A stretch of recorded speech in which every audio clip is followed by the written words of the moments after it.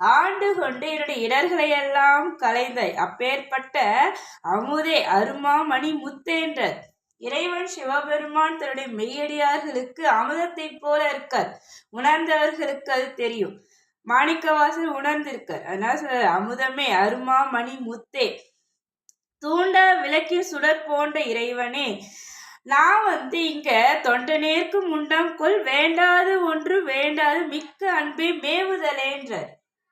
அதாவது மாணிக்கவாசர் இறைவன்ட்ட சொல்றார், எம்பெருமானே நான் வேண்டத்தகாத எதையுமே நான் உங்ககிட்ட வேண்டல, விரும்பி வேண்டல. எனக்கு வேண்டியதெல்லாம் உன்னுடைய மெய் அன்பும் உன்னுடைய திருவடி நிழலும் தான் சொல்லி இறைவன்ட்ட சொல்றார்.